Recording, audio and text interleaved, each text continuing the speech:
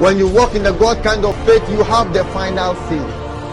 The Christian has the final say. I know you've been singing that song. Who has the final say? Jehovah has the final say.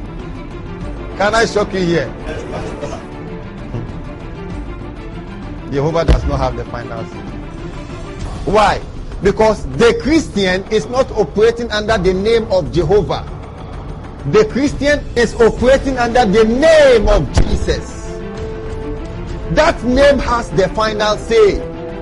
Ephesians chapter 3 says, I bow my knees unto the Father, of whom the whole family in heaven and on earth is named. That name is the name of Jesus. What does it say? It says that at the name of Jesus, every knee should bow, of things and beings in heaven, of things and beings on this earth, and of things and beings under the earth. Jesus. When we get born again, we are baptized into that name. Pastor Prince, word here. And now showing Supernatural Manifestation, Part 3. A whole lot of miracles. When Elisha prophesied, said tomorrow about this time, this and this will happen. The man said, this thing cannot happen. No. Even if God will open the windows of heaven, it cannot happen. The guy was ignorant, but the prophet was not ignorant. The prophet knew through the studies of the law of Moses that there was a time that the Israelites were going through the wilderness and they needed food to eat, and God had to provide manna by hook or by crook or by miracle or by any means for miracle to drop, manna to drop. And did God provide it? He did. So in the psalmist says that, can God furnish a table in the wilderness? So when Elisha was prophesying, he was not just prophesying based on his head. He was prophesying because he had seen from studies of the law of Moses that such a thing had happened before. Amen. And when he said tomorrow about this time, this will happen, the scripture says that there were some 3 or 4 lepers who were moving somewhere. They were just moving somewhere. The Israelites were in famine, hunger. They had been besieged by their enemies. The enemies had come to fight the Israelites. Then the prophet prophesied. When the prophet prophesied under the inspiration of the Holy Ghost, and the Holy Ghost was working. The Holy Ghost was what? Working. The lepers were going. The scripture says the enemies heard the sounds of the lepers. So listen, see you walking, and then the enemies somewhere hears the sound of your footsteps, like chariots, like military men coming. The enemies heard it. The enemies came to fight. Is this not powerful? The enemies came to fight. Yet when they heard the sound, instead of going to fight, they all ran away. The Holy Ghost scared all of them away. And the lepers went to bring the food home, and the people enjoyed. It did not happen because of just the prophet. It happened because there was some person called the Holy Spirit that was working with the prophet. Shout hallelujah. Hallelujah. You hear about how Daniel entered into what? See. Oh, Shadi Falaka Sontolobo. We are not ordinary people. Maybe you've been raised in your church to think you are ordinary. In this church, we don't believe that. Let me tell you why. There was a young man born called Jesus. When he was born, he was called the carpenter's son. He says, whose father is what? Is Joseph, and whose mother is Mary. That is how the people knew him. From age 1, age 12, he displayed small. He continued walking, nothing happened. One day he went for John the Baptist to baptize him. When John the Baptist baptized Jesus, the scripture says the heaven was opened. Then the Spirit of God descended. John says that like in the form of a dove, descended and remained in Jesus. Then Jesus of Nazareth moved from being called Jesus of Nazareth to Jesus the Christ. See the movement? The Christ there, the word Christ there means the anointed one and his anointing. When the Holy Ghost came into Jesus, the Jesus that was known as the carpenter's son changed. He went to the wilderness, came out, and moved with so much power that John recording said that if all the miracles that Jesus did, he says, if the miracles that Jesus did, that's why many people say that we don't. You see, this man of God who have come and doing miracles and they believe in miracles. What are you talking about? Which book are you reading? Because throughout the scriptures you see God displaying his power for a particular reason. Now Jesus, the scripture says he was a man approved of God. It means he had God's approval. But when he said a man approved of God, he didn't say because he was teaching like I teach right now. I'm teaching right now. He said that he was a man approved of God with signs and wonders following. So when God approves a man, signs follow him. Yes, sir. Because you see, when you walk with a man, natural things happen. But when you walk with God, supernatural things happen.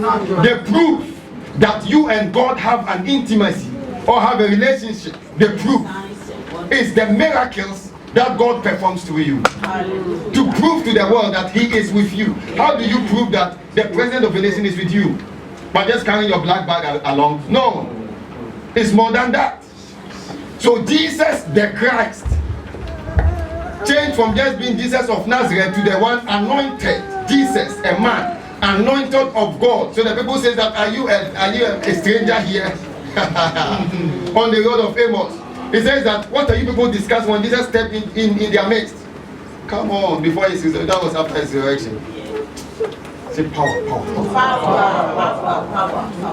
Haven't you read the Bible? How the walls of Jericho just fell down like that. When men just marched around the wall like this. They went around the wall like this. Even if it was just a small wall, it still fell by power. So whether there's no need proving whether it was a big wall or a small wall, it was a thick wall, whether it was a small, if you think it's just ordinary, try it and see. March around the wall in your house and see whether it will fall or it will not fall. It will just be standing. What made it fall was the power of the Holy Ghost. He pushed it down like this. Push it down. Just like he pushed the Red Sea like this. The Holy Ghost is a person, but it's a power person. So there is no trouble you go to, the Holy Ghost doesn't know. There is no situation when all the demons of hell are coming against you, the Holy Ghost is in you and is watching. But it depends on your faith. Whether you can say hey or you can say hey. The difference. It will determine a lot of things. Shout hallelujah. Hallelujah. But you see that when Jesus did a lot of miracles, and then he died. After his resurrection, before he died, he promised us the Holy Spirit.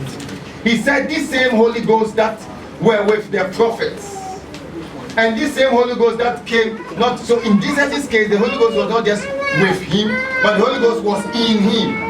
So the Holy Spirit was living in Jesus and was with Jesus because of that.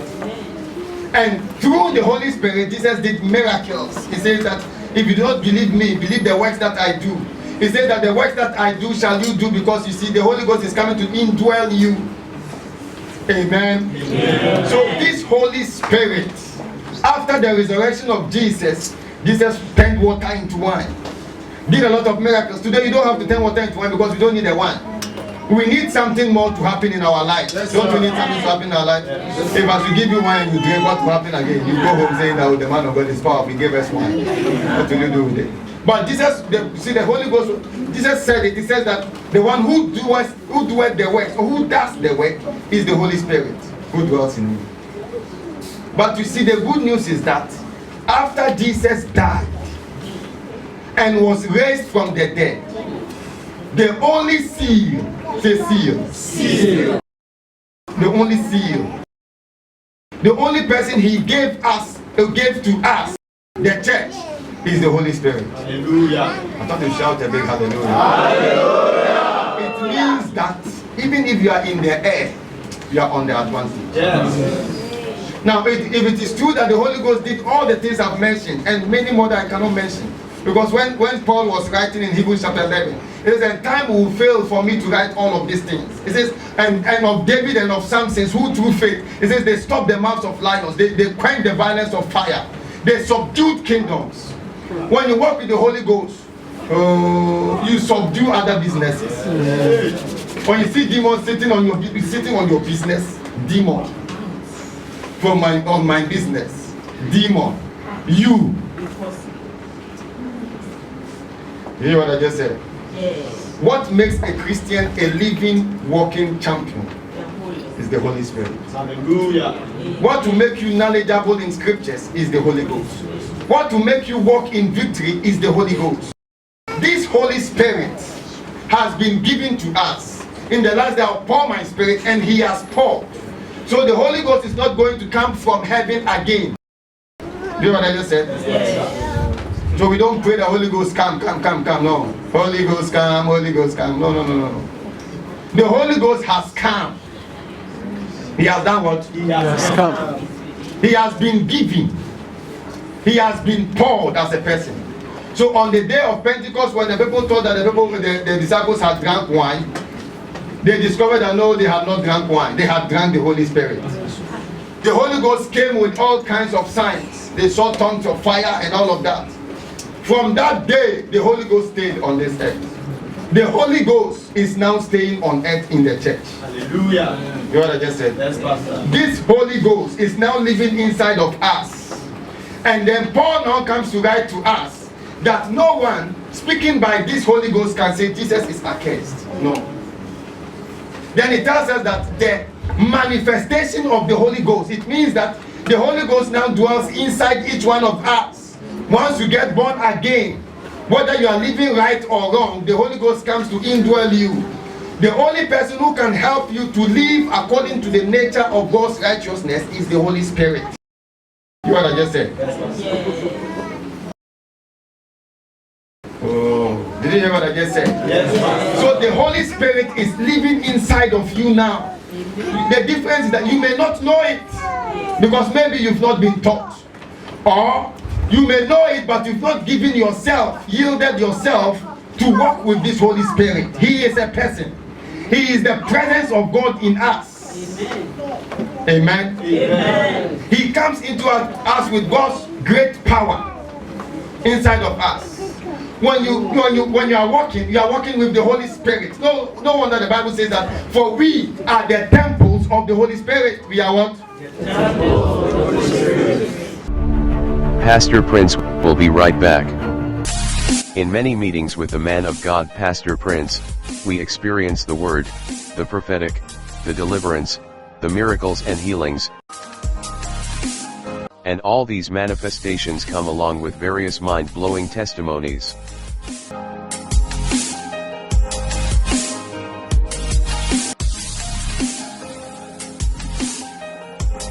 Called me, I went to his office, and then he said, okay, so yesterday I told you there was no place here, but we found an opportunity for you. I don't know how to tell you, man, but things just happen within a space of 2 days. 2 a.m. and the next day, everything just worked out. But you see, when you know that this is yours, many will come, but they'll still go, and the job will still be waiting for you. And just on the very Sunday that she prophesied, that week I had a call.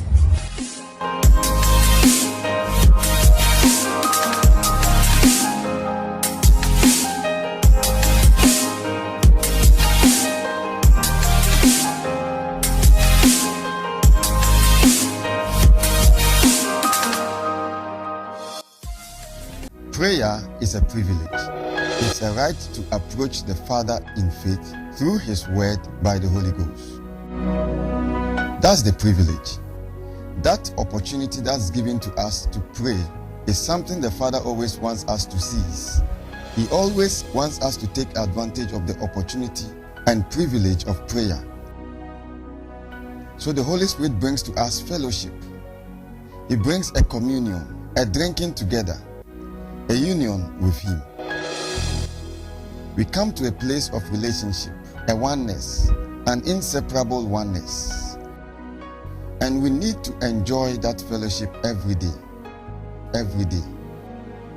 Our spiritual life depends so much on our communication with the Lord.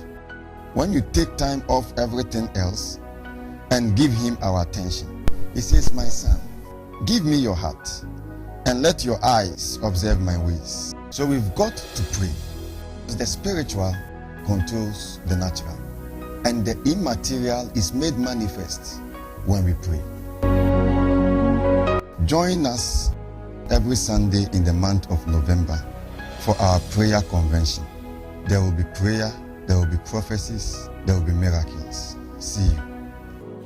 You are here, moving in a midst.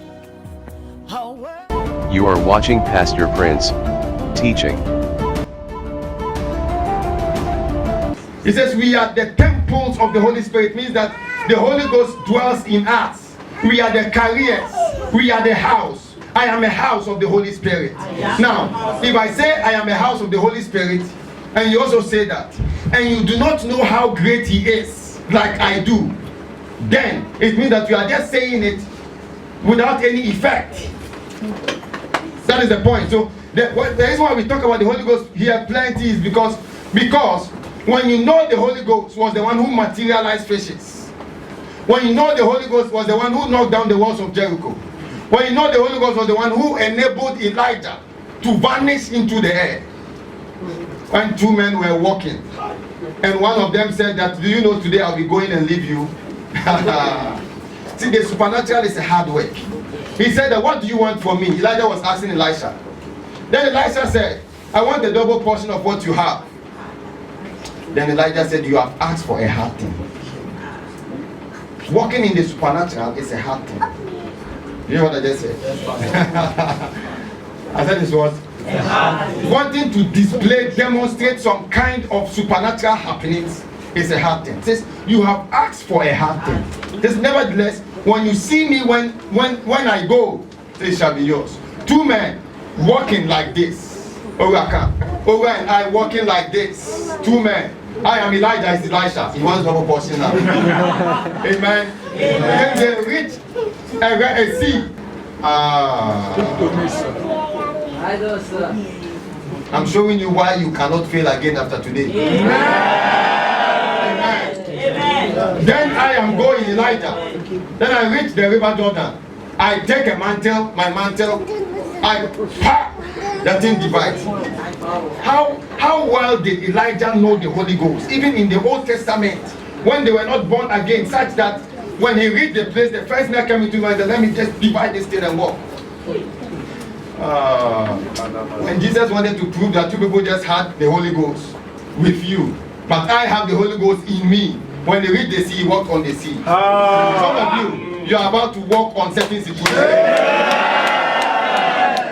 You know what I just said? That's Pastor. He just divided the thing and they walked. There was no, Elisha did not say, hey, Master, what is it? He was not shocked.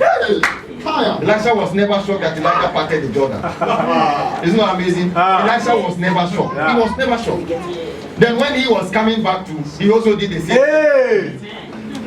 It's not powerful. I'm talking about this great Holy Ghost. Now Paul tells the church that the manifestation of this Holy Ghost is given to profit or to benefit all.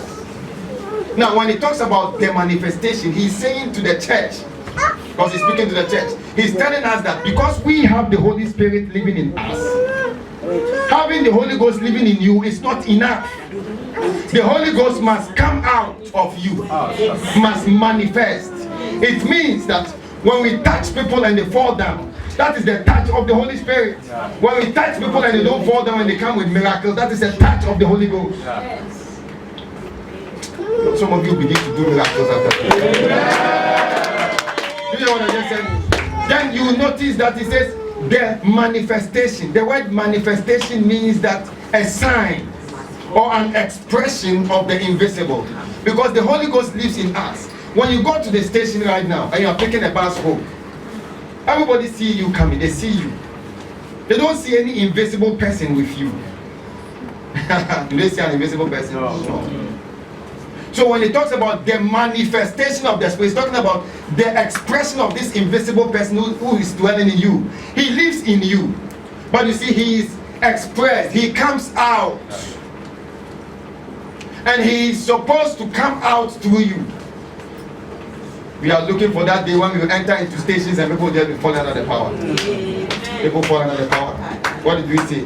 We say we are looking for that day when we walk into the streets and miracles will happen. Hallelujah. When you fall under the power and you don't receive any money in your pocket, it is not enough. Yeah. After I say, when you fall down like this and we carry you, must remove some money. Hallelujah. That is called miracles. The Greek word for the word miracle is called powers. It's called powers. The Greek word for the word temple is called shrine. So when he says we are temples of the Holy Ghost, in the mind of Paul when he was writing, he was trying to tell us that we are shrines. We are walking shrines of the Holy Spirit. You are a shrine. Some people go to the shrine, they go and consult one or two, they say, consult, hey, I want you to kill this person, and they do. Not you. You can kill a person carrying the Holy Ghost. How will he kill it? Even accidents can kill such people. You know what Pastor Kingston said last week? The words of vanishing power. Because the Holy Spirit carried Enoch. The Holy Spirit carried Elijah. The Holy Spirit in carrying Jesus did not let Jesus vanish.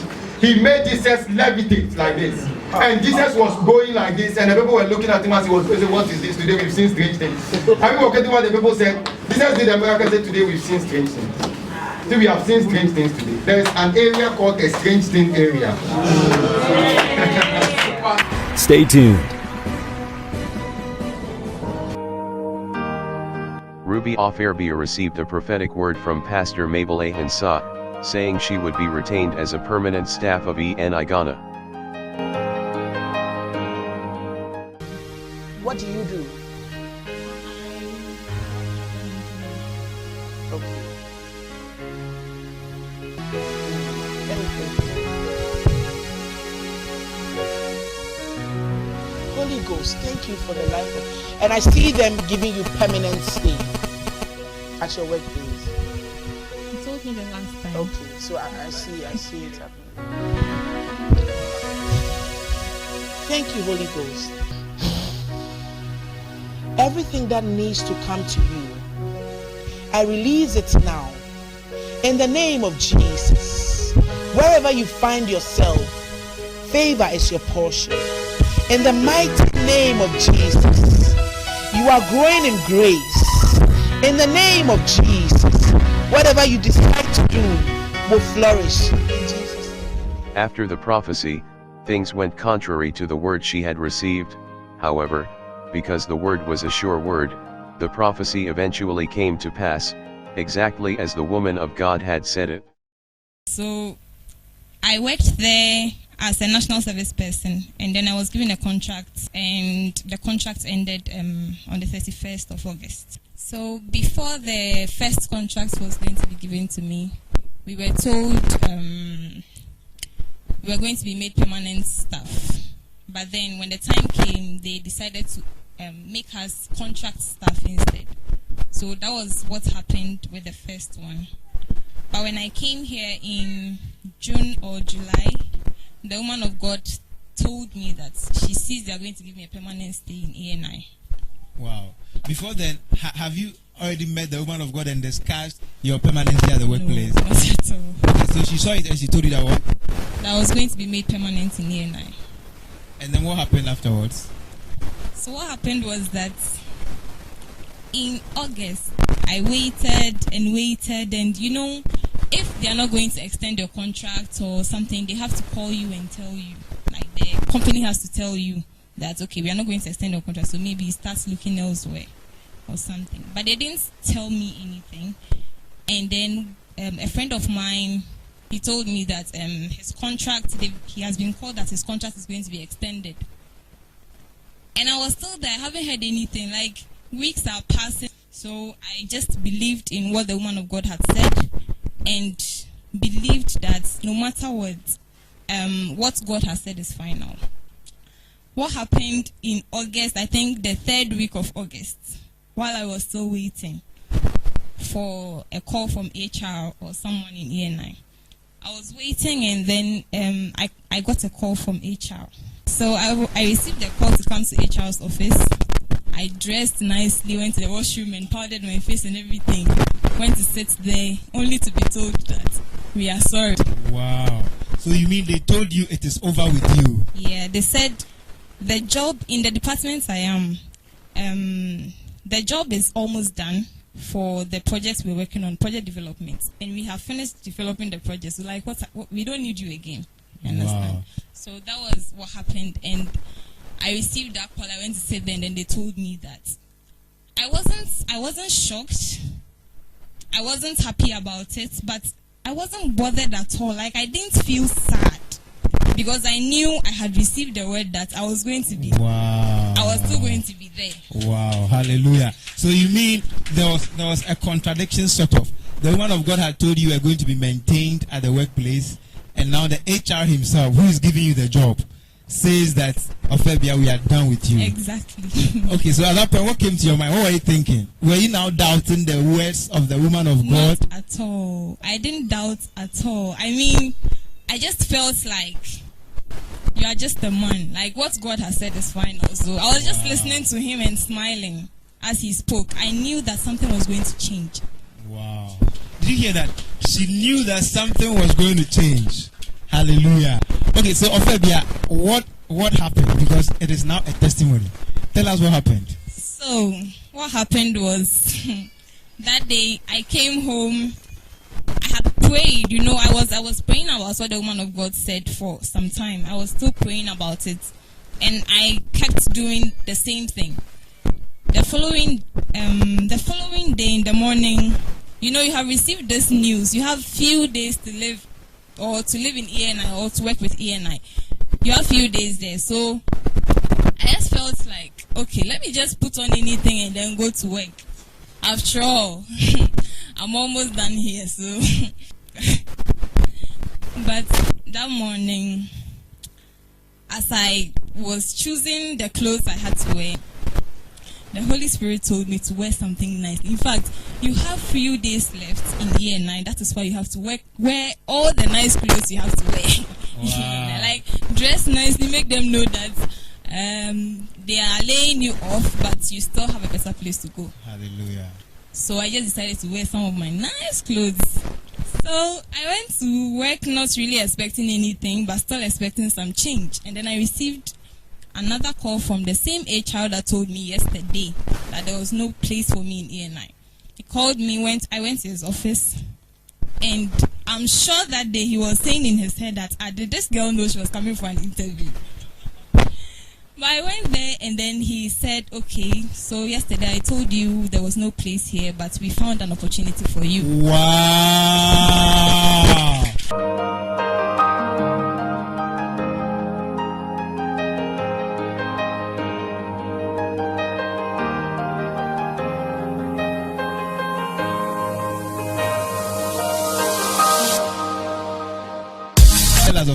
But first, I needed to be interviewed. So I was very happy about it. I didn't know what the interview was going to be about. And then I didn't even know what position I was going to be interviewed for. I just knew that the change I was waiting for was coming. I went to the washroom again. That's where I do my prayers. I was so nervous that I didn't have time to even prepare for the interview or anything. I didn't read. I was just there. The time, okay, they gave me time, 3 o'clock. 3 o'clock, I went there, and then the interview was done. So later, in the last week of August, I received that message that I was still going to be part of ENI. Hallelujah. So you have been maintained. Yes, that was what you are saying. Maintained, yes. Wow, this is a miracle. Hallelujah.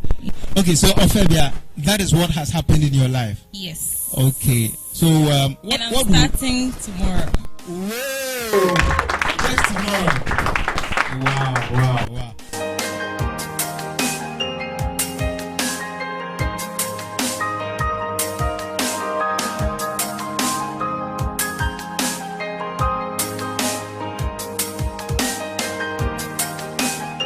I'm personally inviting to our Sunday services at the Airport West Hotel, Accra, Ghana. We bring to you the light of the Word, the power of the Spirit in miracle signs and wonders. 9 a.m. on the dot, don't miss out.